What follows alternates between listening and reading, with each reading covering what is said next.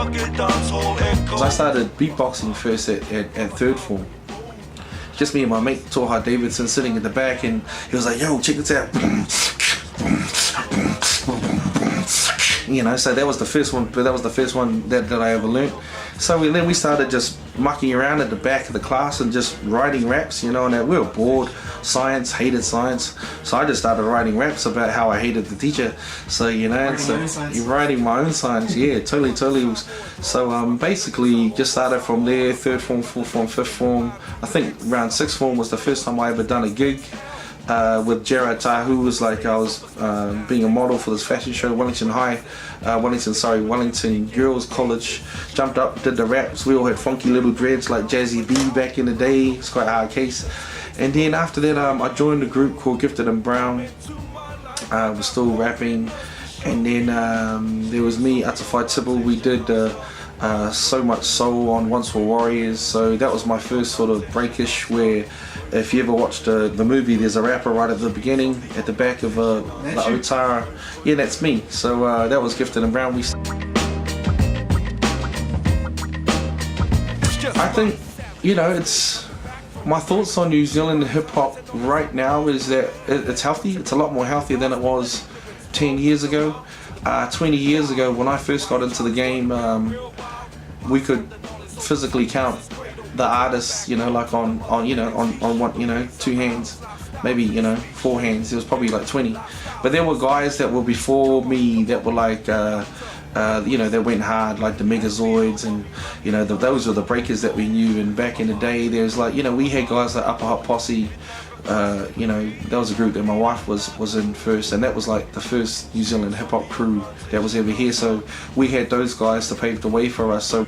So you know, I think from there where it's progressed to right now, where there's shitloads of MCs.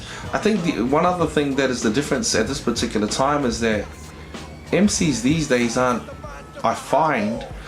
really ready to put in the work that you have to. There are only a couple of cats that I've seen on the grind, on a constant grind, and there's guys like Tyson Tyler. You know, I take my hat off to those, because you know that the brother's always gigging. You know what I mean? You have to be constantly writing and constantly gigging to get your name out there, and to be, you know, like someone who can be validated within the hip hop, you know, culture, within the hip hop scene.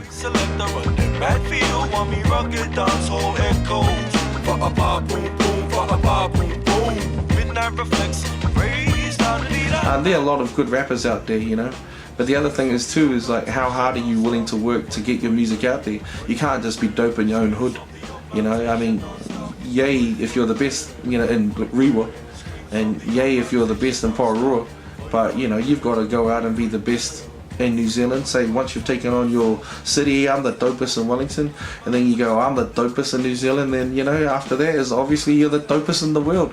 So you know, you've got to have goals for while you're writing your rhymes, and you've got to be able to work to it. So best of luck to all the MCs out there, you know, and hip hoppers, and all the, you know, the elements going, because you know, obviously that's what you do, and you practice in your room and you write, because you know, you're going to get out on that stage at some stage. I mean, obviously you're going to do it for the love. So you know, if you're still doing it for the love, and you're still doing, you know, in your bedroom on stage, on a worldwide stage, you know, big ups to you, because that's what I still do it for. I just do it for the love of it, you know. Yo!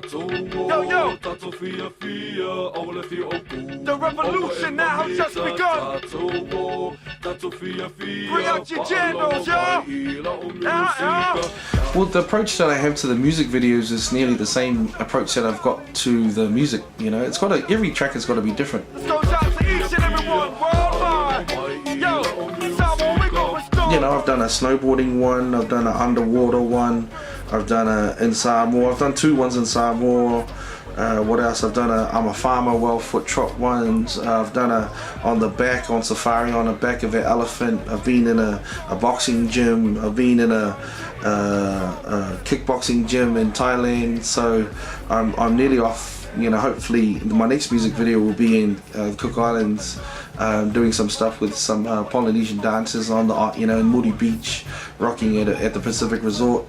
And after that, hopefully on the way back from Europe in November, I might shoot a music video while I'm over there too, but I'm going to go to Shanghai and shoot a music video. So there's no Samoan music videos done in Shanghai.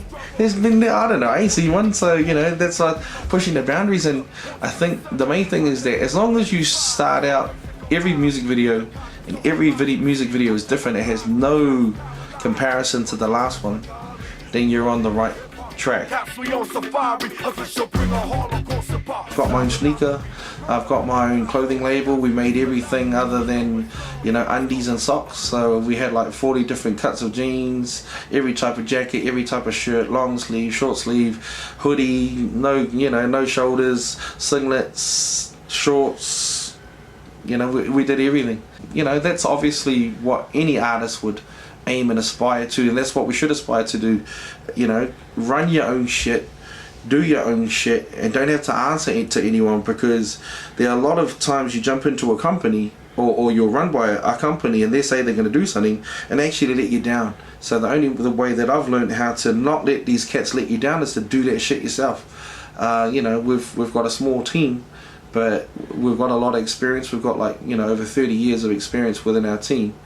We've got an advertising company. We're doing work over with Adidas International. We're following the All Blacks around the world, shooting their content for the stuff, getting it out, editing it, doing the voiceover, making the music and getting it out virally. So that's what I'm up to, just, you know, trying to still grind and still hustle, you know, but on a world scale, and just instead of just being happy here in Aotearoa saying, yeah, but, you know, we're trying to do it big.